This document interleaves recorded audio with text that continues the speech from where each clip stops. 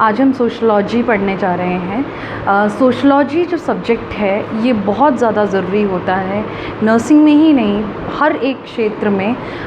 जिस भी जगह पे दो से अधिक लोग साथ में काम करते हैं या दो से अधिक लोग जहाँ पे एक दूसरे के संपर्क में आते हैं, वहाँ पे सोशलॉजी के बारे में जानना बहुत ज़्यादा ज़रूरी है। सोशलॉजी समाजशास्त्र कहते हैं इसको। समाजशास्त्र बहुत इम्पॉर्टेंट चीज़ है। सोशलॉजी के बारे में जानना बहुत ही ज़रूरी है हर एक व्यक्ति के लिए। ये पहली बार डिस्कवर किया था ऑगस्ट काम्टे ने। ऑगस्ट काम्टे इसी वजह से फादर ऑफ सोशलॉजी कहलाते हैं। ओके, सो सोशलॉजी कि अगर फादर कौन है, फादर ऑफ सोशलॉजी कौन है, ये पूछा जाता है तो हम हमेशा कहते हैं कि that is August Comte. Okay, so what is the sociology, क्या है इसमें?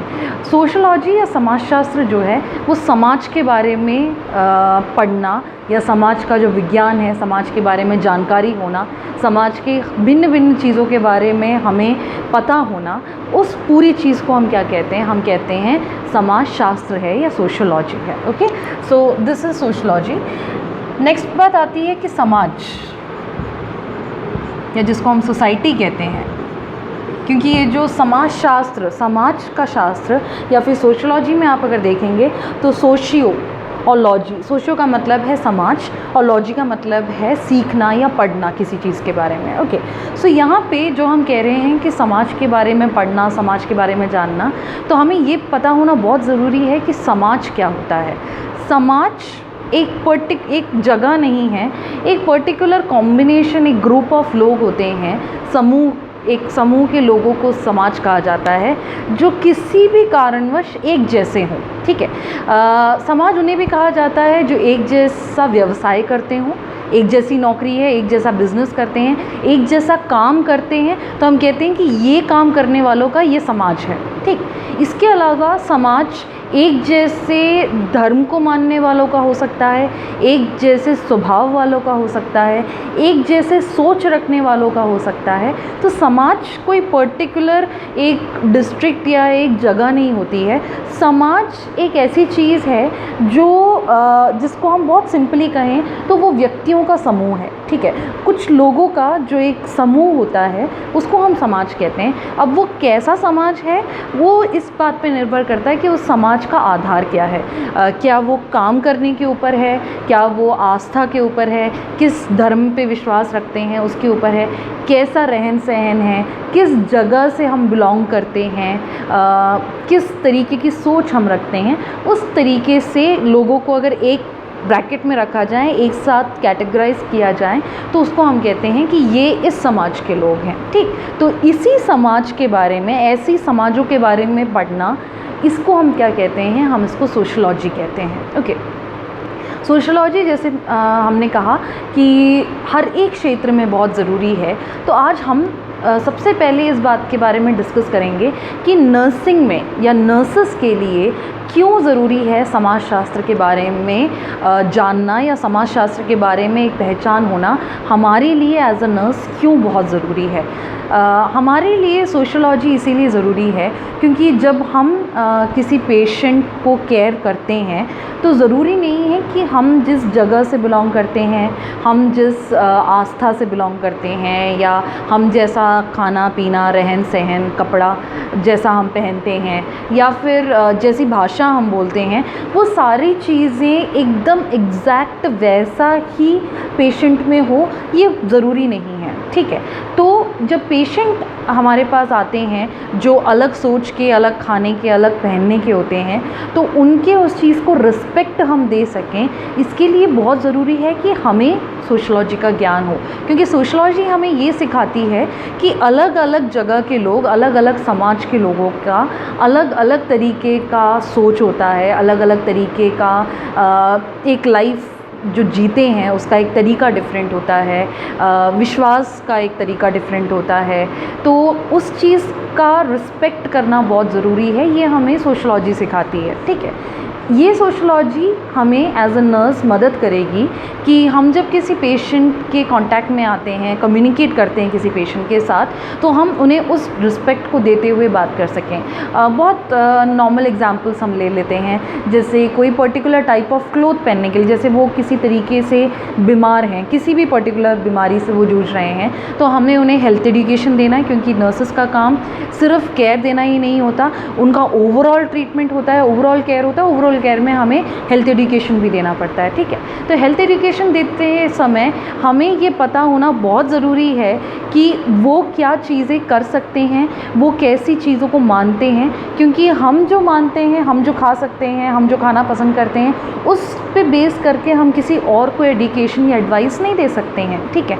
तो इसके लिए हमें जानना बहुत ज़रूरी है। तो अगर हम किसी को कपड़े पहनने के ऊपर कोई एडवाइस देना चाहते हैं, किसी बीमार व्यक्ति को, कि इस तरीके के कपड़े पहनने से शायद आपको कंफर्ट फील होगा, या ओके अगर आप किसी फ्रैक्चर पेशेंट के साथ डील कर रहे हैं, तो आपको उन्हें बताना है कि अच्छा ऐसे कपड़े आप नहीं पहनिएगा, हो सकता है कि ऐसे कपड़े, अगर पैर में फ्रैक्चर है तो पैरों में ऐसे कपड़े, टाइट कपड़े ऐसे मत पहनिएगा, उससे हो सकता है कि आपका ब्लड सर्कुलेशन रुक जाए, या हो सकता है कि आप स्लिप कर जाएं, या आपको बहुत जकड़न महसूस हो। तो ये सारी चीज़ें जस्ट एक एग्जाम्पल की तरह हम बात कर रहे हैं। तो ये सारी चीज़ें जो हैं वो आप सामने जो पेशेंट है उनको जब आप बताएंगे, तो आपको ये जानना बहुत ज़रूरी है कि शायद आप जिस तरीके के कपड़े पहनने के लिए उन्हें कह रहे हैं, वैसी वेशभूषा शायद उनके यहाँ पे नहीं पहनी जाती होगी। तो आपको क्या समझ होनी चाहिए कि वो क्या पहन सकते हैं। तो अच्छा, आप ये लोग ये सारी चीज़ें पहन सकते हैं, तो आप उसमें से ये वाला ड्रेस पहन लीजिएगा या ऐसा ड्रेस पहन लीजिएगा, इससे आपकी बीमारी में आपको आसानी होगी। ऐसा एडवाइस हमें देना चाहिए, ओके। खाने में भी ऐसा ही होता है। फॉर एग्ज़ाम्पल, अगर हमारे पास कोई कुपोषित व्यक्ति आ रहे हैं, कोई बीमारी है जिस वजह से उन्हें वो बीमारी हुई होगी, वो किसी ना किसी चीज़ की कुपोषण की वजह से है, ठीक है। प्रॉपर न्यूट्रिशन नहीं होगा, शायद विटामिन ए नहीं होगा, या विटामिन डी नहीं होगा, या कैल्शियम नहीं होगा।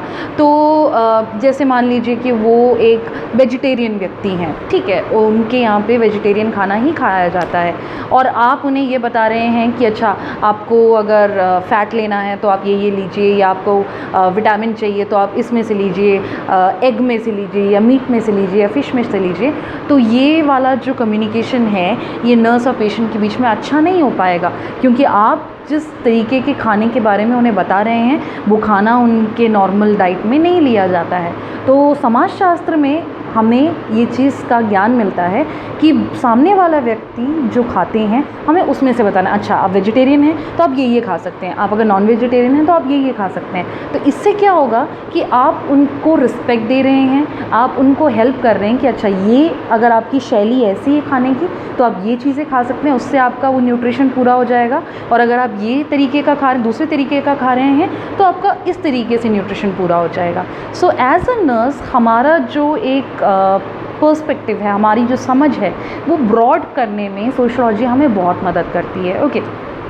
इसके अलावा अगर हम एग्ज़ाम्पल लें तो जैसे भाषा, ओके। सो अगर आप किसी पर्टिकुलर भाषा का यूज़ कर रहे हैं और वो भाषा अगर सामने वाले व्यक्ति को नहीं आ रहा है, तो हम क्या कर सकते हैं, सोशलॉजी हमें ये सिखाता है कि अलग अलग जगह के लोगों का बात करने का तरीका, उनकी भाषाएं डिफरेंट हो सकती हैं। तो हम कुछ ऐसा करेंगे कि जिस व्यक्ति को वो भाषा भी आती हो, हमारी भाषा भी आती हो, ऐसे किसी व्यक्ति की हम मदद ले सकते हैं उन्हें बताने में, बजाय कि हम उन पे गुस्सा करें या हम उनके साथ बात ना करें या कम्युनिकेट करने की कोशिश ना करें। हम ये एक तरीका अपना सकते हैं कि उन्हें जिस भाषा में समझ आए, हम उस भाषा में उन्हें समझा के दें। तो ये कुछ एग्जाम्पल्स हमने अभी बात की हैं पहनावे पे, या खाने की शैली के ऊपर, या भाषा के ऊपर। ऐसी बहुत सारी चीज़ें हैं जो अलग अलग समाजों में अलग अलग तरीके की होती हैं। तो सोशलॉजी हम आगे जितने भी क्षेत्रों के बारे में सीखेंगे, तो हर एक इसमें हम देखेंगे कि सोशलॉजी हमें धीरे धीरे एज अ नर्स हमें सिखाती है कि हम किस तरीके से एक अलग समाज के व्यक्ति के साथ, अलग समाज के पेशेंट के साथ जब हम कम्युनिकेट करते हैं, तो सोशलॉजी हमें कितना मदद करता है दूसरे की सिचुएशन के साथ एडजस्ट करने में और उनको बेटर केयर देने में। बेशक अगर आपके और उनके समाज में डिफरेंसेस हैं, आपके और उनके समझ में डिफरेंसेस हैं, तो भी हम कैसे पेशेंट को बेस्ट केयर दे सकते हैं, ये चीज़ हमें किस में पता चलती हैं, सोशलॉजी में पता चलता है। ओके, सो ये था आज सोशलॉजी के बारे में, और एज अ नर्स हमें सोशलॉजी क्यों पढ़नी चाहिए और हमें सोशलॉजी से क्या क्या हेल्प मिलता है, ये हमने आज सीखा। तो आप इसको एक बार ध्यान से पढ़िए, और अगर आपको कोई भी डाउट है तो आप पूछ सकते हैं। Thank you.